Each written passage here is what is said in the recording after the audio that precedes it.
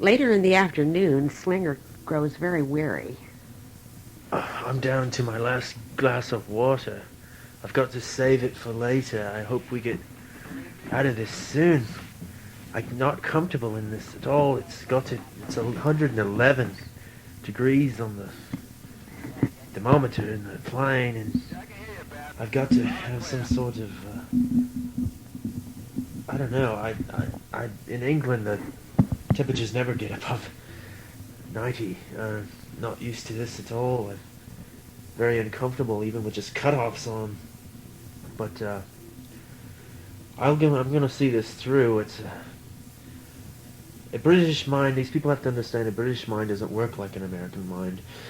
We're used to. I think we thrive on things that are not normal. Otherwise, how could rock and roll? Rock and roll would have died if it hadn't been for the British. I always thought so. Of course, I never bring that up. I try to keep a low profile on some things, but I've got to let people know how I feel sometimes. Right now, I feel like I'm gonna die. Ugh. Oh no, there's Jose. Oh, I was taking a nap, and I got ants on me or something. No, it's just one. That's all it is, and you look like you've been baked on on a side of you. Are you? Yes, I've got the sunburn. I was falling asleep, and it was cold, and I put the sleeping bag thing on me around, and then I woke up, and it was really hot, and then I don't know what to do anymore.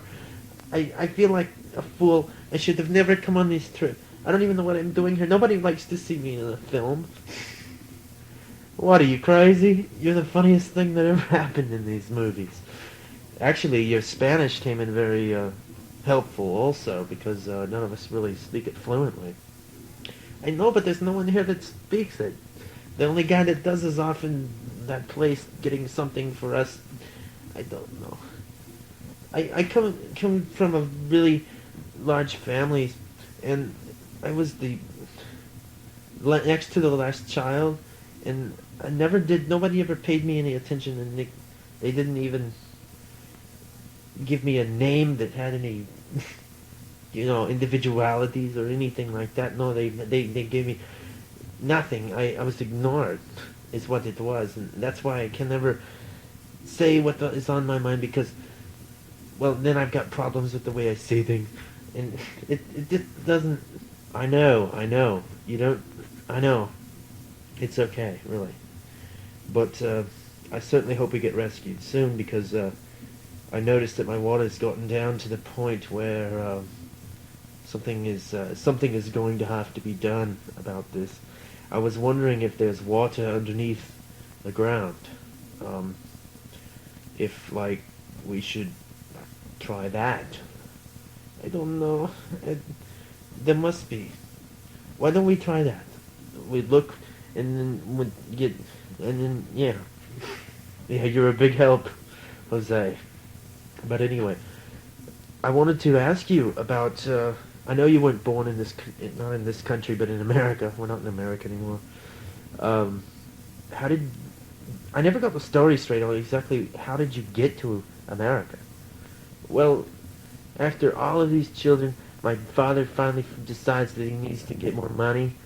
So he actually he ran across the border and found a job in an onion field in a place called it's called El Toro. It's near an Air Force base or something, and there's these onion fields that there used to be. Now they're all houses, and my dad worked there, and he got paid almost nothing, but the guy there took a shine to him and made him a foreman, and even helped him become legal. So then he moved us all out to Orange County, and I grew up in Norwalk, which is, a typical little suburb that nobody really knows or cares about, just like me. But anyway, no, I got a relative or two up in this area, and I wound up here because it was too much. Oh, I know. It's weird. I don't know how these Americans live the way they do. everything is so fast and everything is so violent and is, always change, upheaval, all of this kind of thing. I don't. It's strange how you can go from one end of this country to the other, and it's nothing like it. In England, if you're in Cornwall, you're in Cornwall. They know nothing about Devon, and they know nothing about Somerset, and they certainly know nothing of Northumberland or anything like that. It's all here. You never find people that are born here. Out of all the people in Stag Bluff, there's about 50 people in the whole town that were born there. Everyone else comes there. Well, at least I feel at home that way. Thurman and Margie discuss a few things. Well, Margie, it's been suggested that we could dig for water, but I say that in the heat of this kind of day, you should conserve every ounce of energy, because the last thing you want to do is start working up a sweat and lose precious moisture and have to drink precious water, which there is almost none left. Well, in this case, I'm not going to make one extra movement. In this case, I have to agree with you. I mean, normally I would say something snotty like, well, you never do any work, but no, I don't know if there's anything under this land but fire. And, I don't think there's any water under here. There can't be. I mean, it's never, ever rained here. I wonder what the bugs eat. There are insects here down in the sand. What are they surviving on? Each other? I don't know. That could be it. I don't know. It's cannibalistic insects. How did they do these sand paintings? I mean, it's like, this is the weirdest place on earth I've ever been, because nothing makes any sense here. It's foggy all the time here, too. I mean, but it never rains. No one knows how they made those things. Those great, gigantic designs. Some say extraterrestrials must have come and helped. Well, I wish they'd come and help now, because... I wish they would, too. I'd give anything to see a UFO right now.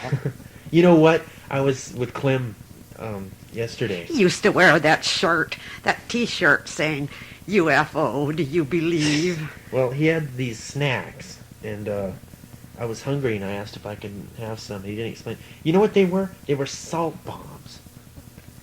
Salt bombs? They're little crackers loaded with salt. And you know what really was weird is they were good, because they had garlic in them. But it made me thirstier than ever. We don't have any salt pills along with us, and that could be critical, because we are all sweating a lot, and you should take salt pills. No one thought to prepare for a possible emergency. Well, I brought some of those little juice boxes with cranberry juice in them. But it's down to 3 of those. I can't really... I'm rationing those out for like one every 8 hours or something. And they're not cold either. I've never believed in being a complainer, but I have to tell you that my back is giving me fits. It really is.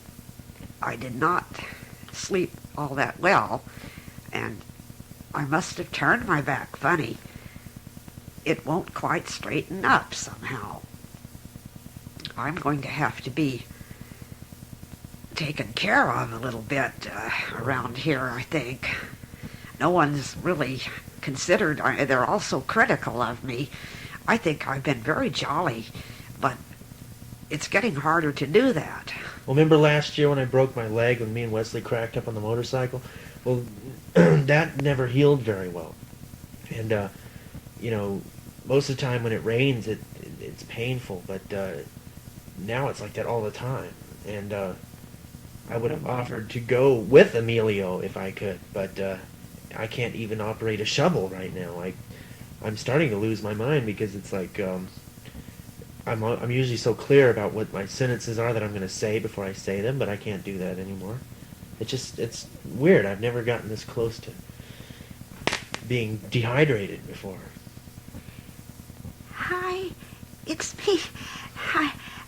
I got up to try to walk around, and I've been lying there with a fever all day, and Curtis told me I should get up and and try to get some exercise to build my strength.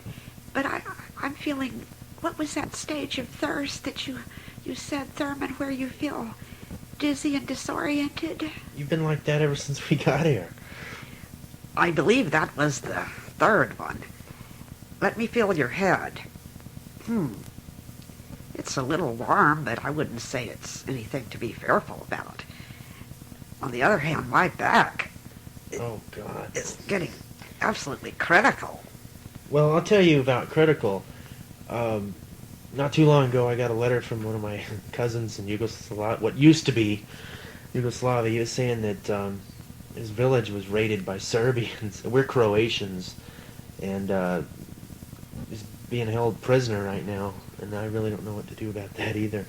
I wanted so much to, I should have written him back, but I thought that, I'll just wait till there's something good to say, and now I don't know if I can. Yes, I know. I've always been a slow letter writer because I try to wait to have cheerful news. Sometimes the passage of time between the cheerful news, it gets so long that Or just no news at all. people think that I'm being mean and ignoring them, and I'm trying to spare them my problems. I guess I should Yeah, just right. send a short card and say, yes, I'm alive. Just give them a plant. Send a specimen. Well, no, not a specimen, a plant. Oh, speaking of, that reminds me of urine specimens. That's what I mean. Oh my God, you've got her laughing. Wait, that's the fourth stage. I'm coughing. I just wanted to say that I think it's being very bullying of Curtis to try to tell me about exercise, walking around. When you know, Margie, you know that it's a long, long walk out to that so-called facility where you have to... Well, it has to be out of sight of the guys. I know, but I still think people are looking at me, and it's hard to keep the dress up out of the way, and if that isn't enough exercise and strain for anybody, and he still wants me to walk around, he just doesn't want to. He's not taking care of me very well. I get more sympathy and help from Squint and Slinger than I do from Curtis. Well, that's because you married an asshole. Well, Curtis has never been known to be very I'm sorry, but it's sugar true. sweet, I must say. Oh, look, here comes Squint and Lois.